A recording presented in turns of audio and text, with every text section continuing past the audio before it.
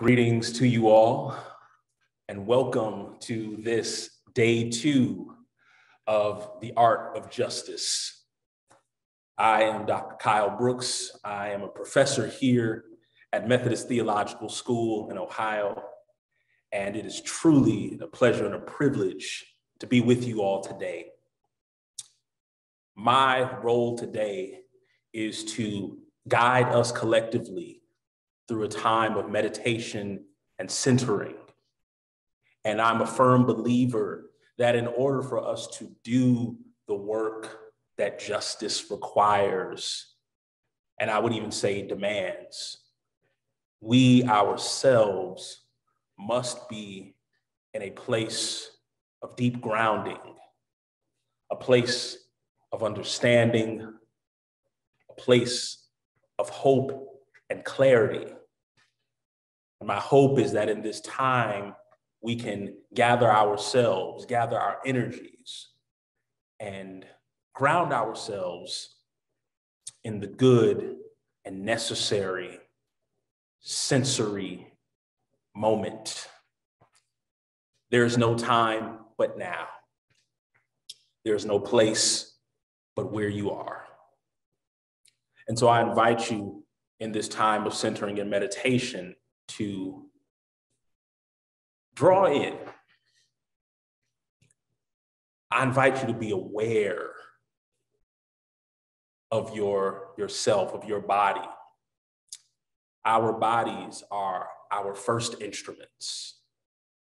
Anything else we pick up or take on is secondary. It is these bodies that we begin with. Our work of justice is embodied work. The work of the artist is embodied work.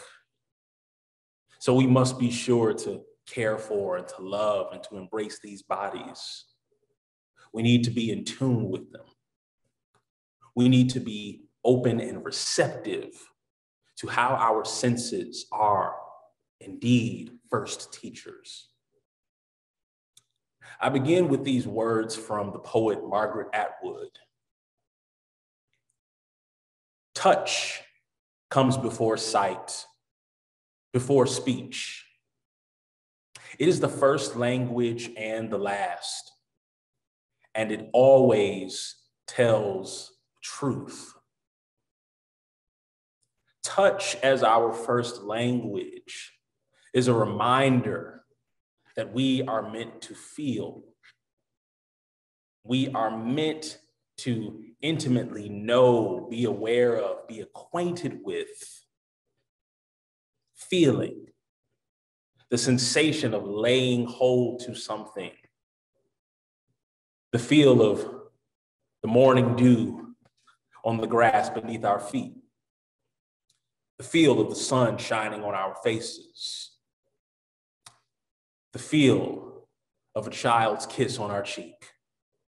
All of these things we are meant to sense, to feel, to touch, and it always tells the truth. I want to ask this question to you today. How in tune are you with touch right now? How in tune are you with feeling? What are the kinds of touch we have forgotten, neglected? What are the feelings that exist only in memory? When was the last time we were touched?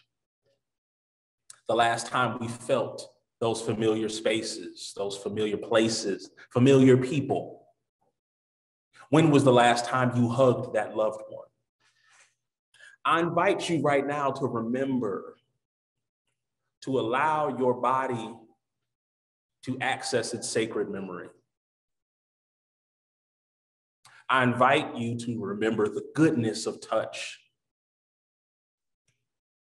I also invite you to understand and to recognize that our human capacity for touch is neither good nor evil in itself. but it is the intent of what we do. It is the intent of how we are made to feel. And so I acknowledge all of the ways that the beautiful teacher that is touch has been abused, has been misused and misapplied. I invite you to lean into the healing remembrance, the healing knowledge of what touch is meant to do for us. How can I do justice if I cannot feel? How can I offer touch if I feel nothing? How can I create? How can I be an artist? How can I be a mover in this world unless I can touch, unless I can feel, unless I can remember the relationship to my senses, to my body? There is a song that I think captures so much the necessity of feeling. Nina Simone sang it so well. I wish I could know how it feels to be free.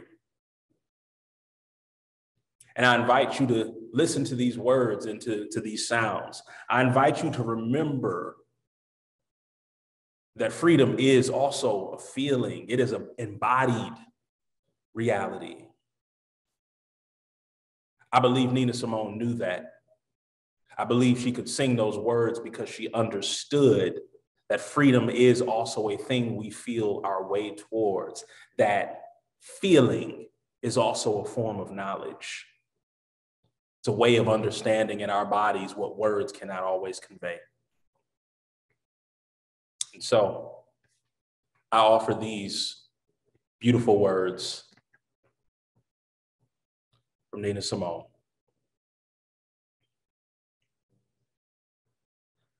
I wish I knew how it would feel to be free. I wish I could break all the chains holding me. I wish I could say all the things that I should say.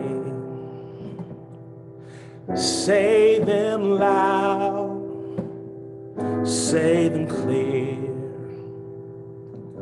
for the whole round world to hear.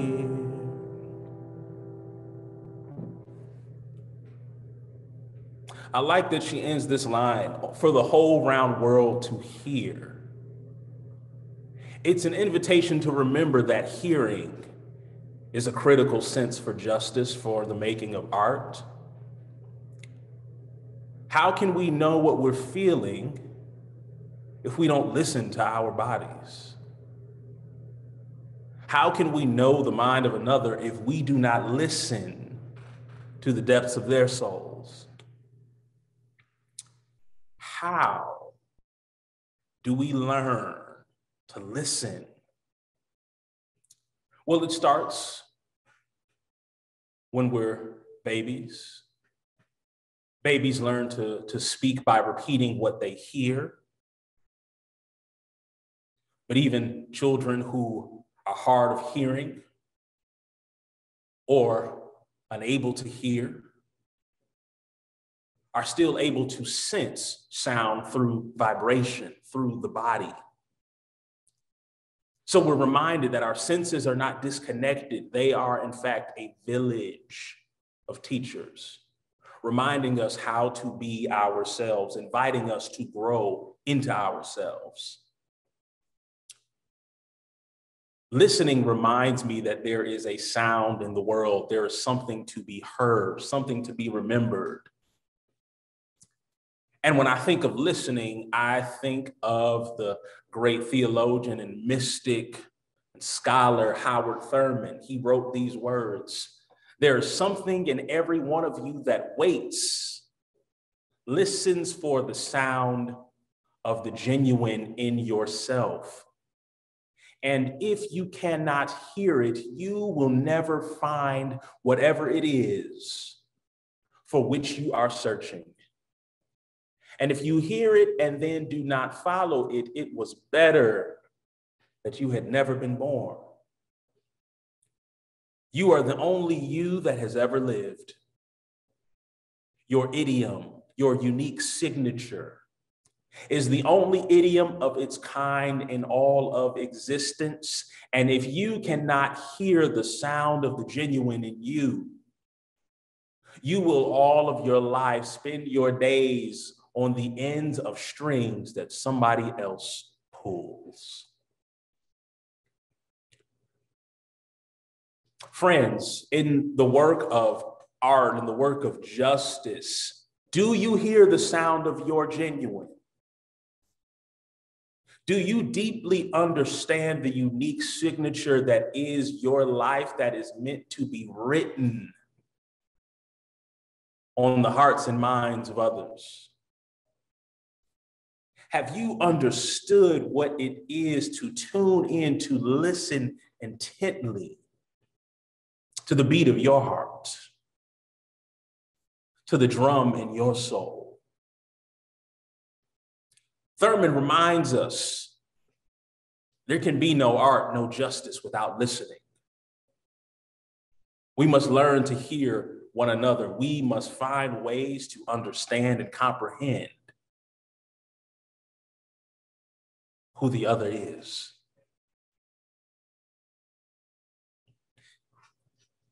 Nina went on to sing these words. She said, "I wish I could share all the love that's in my heart.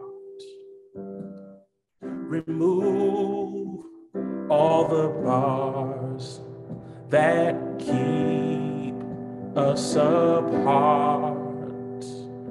I wish you could know what it means to be me. Then you'd see and agree that everyone should be free." When I listen to you, I am able to see and agree that you ought to be free. One of my favorite artists of all time, Stevie Wonder, has had a remarkable gift of understanding that vision is something altogether different from physical sight. In the absence of his physical sight, he has had musical vision, an understanding of what it means to truly see with our entire being.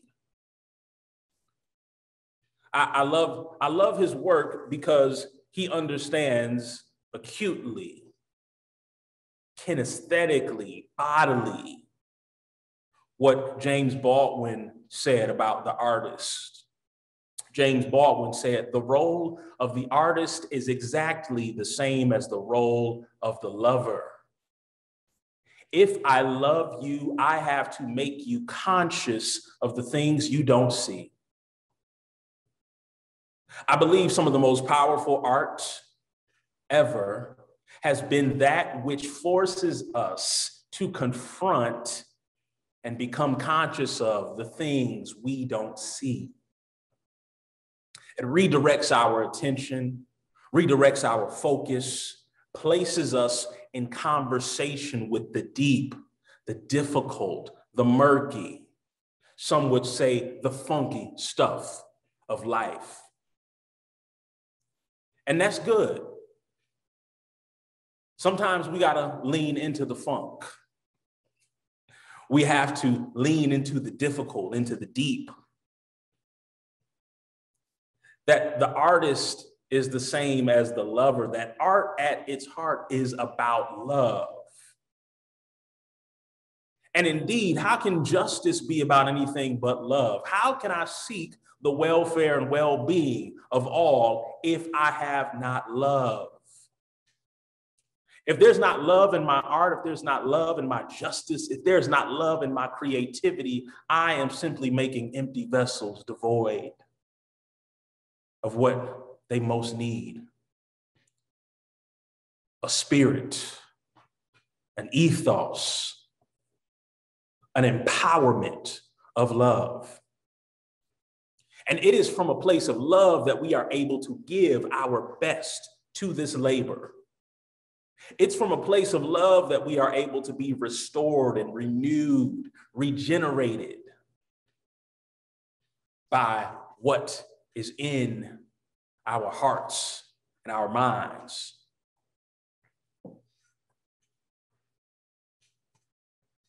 Nina put it this way: I wish I could give all I'm longing to live. I wish I could live all I'm longing to live. I wish I could do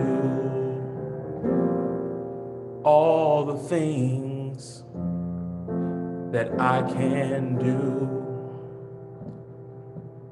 And though I'm way overdue,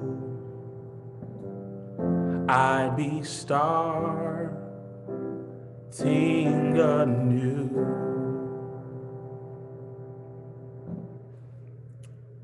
Nina recognized that we can only give out of what we have, from a deep love and recognition that all of us ought to be free.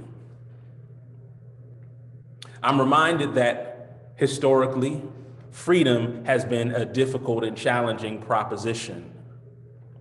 Part of what we have had to recognize is that there have always been those who do not wish for the freedom of others, those who wish for their imprisonment, for their enslavement, for their restriction. I'm reminded, though, that we have also, in every circumstance, under every constriction, learned how to navigate around our prisons, how to break our chains, how to release ourselves from what this world and its agents have tried to impose upon us. When people have tried to keep you stuck on the ground, sometimes we've had to learn to take flight, how to leap, how to soar beyond what people said was possible. I'm reminded of the artist, the writer, Virginia Hamilton. She wrote these beautiful words: "They say the people could fly. Say that long ago in Africa, some of the people knew magic. And they would walk up on the air like climbing up on a gate. And they flew like blackbirds over the fields."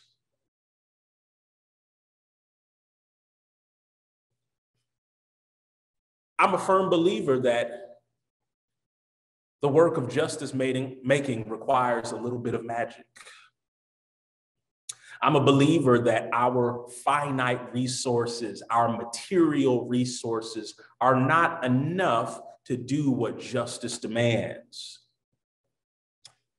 And somehow, some way, at the end of our rope or at the end of our hope, we've had to dig into our reservoir of magic. We've had to lean into the mystical. We have had to reach beyond sight and sound and feeling into something we can hardly explain. I believe that the soul of justice is really beyond us. I believe that it is like a wind blowing across the sails of our being and propelling us towards places we could not reach on our own. I think Nina understood that after we've exhausted our senses, after we have given ourselves as best we can to this labor, to this work, sometimes we've got to leave the ground. We've got to get beyond what is rational, what is reasonable. We have to imagine that the openness of the skies, the expanse of the universe is accessible to us. And the only way we can get there is if we take flight. I invite you to think today about who and what has given you the gift of flight. I invite you to recall, to remember what it is to be in those moments when something magical, something mystical, something transcendent, something divine took place and helped you to understand that the power is not all in you. That sometimes it takes something beyond us to realize the goals we have set. I leave you with these words that Nina wrote and sang so well.